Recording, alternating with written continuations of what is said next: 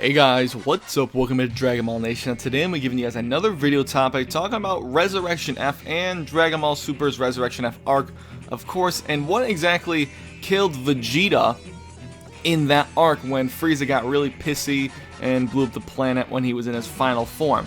And this is an interesting topic. People go back and forth about it, and it kind of harkens back to an argument that's been going on for years and years and years, and I'll get to that in a second. But obviously the first choice is, was it the planet that killed Vegeta? Absolutely not. You can't sit there and tell me that the planet destroying is something that's going to kill Super Saiyan Blue Vegeta. That's just not something that I can feasibly conceive. And there is a line in the movie actually that implies another situation. Not only that, how could you say Vegeta would get killed by a planet, which I've seen people say plenty of times, when Frieza himself survived the explosion of planet Namek and then came back as Mecha Frieza? Like, that just doesn't make sense. Frieza in the Namek saga, way weaker than Vegeta Super Saiyan Blue.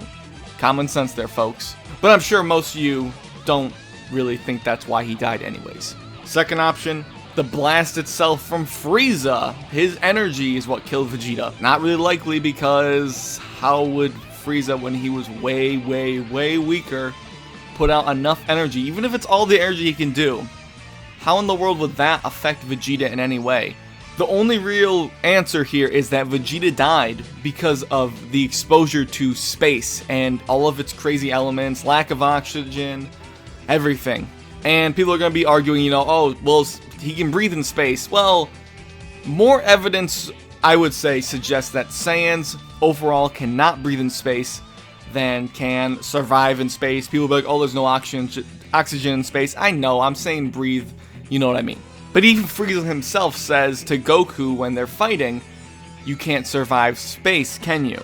But Frieza can. Not only that, we see scenes of Goku drowning in Resurrection F itself, actually, and on his fight with Frieza on Namek. And there is a scene in Dragon Ball where Goku's taking Boss Rabbit up to the moon. It's a gag, though. There's no real thought to it. And that chapter was made before Akira Toriyama, the series creator, even conceived the thought of Saiyans. To him, Goku was just a weird boy with a tail. And there are scenes where we see, obviously, Goku in space. People like to say it's the upper atmosphere of Earth.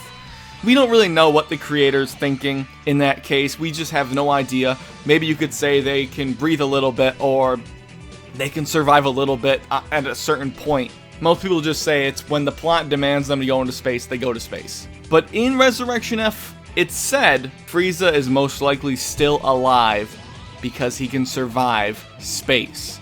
They wouldn't say he's alive because he can survive space if Vegeta could survive space. It just doesn't make sense. It's writing 101. It's a contradiction if it would be anything otherwise. So that's the reason Frieza would still be alive, is because he can survive those elements. Implying Vegeta's not alive because he cannot survive those elements. Pretty simple stuff, not too hard to grasp. And I know a lot of you guys probably knew this, and many of you are probably going to argue this still, and that's fine. You're free to leave your opinion down below. But again, I'm sure a lot of you guys knew this, and maybe some of you thought otherwise, and hopefully you enjoyed the video either way. If you did, please drop a like, as it does help the channel out a great deal. Dislike it if you did dislike the video. Maybe share the video, and subscribe if you're new, if you really want to see more content. But of course, other than that, guys, thank you guys for watching. Very much appreciated as always, and I'll catch you later.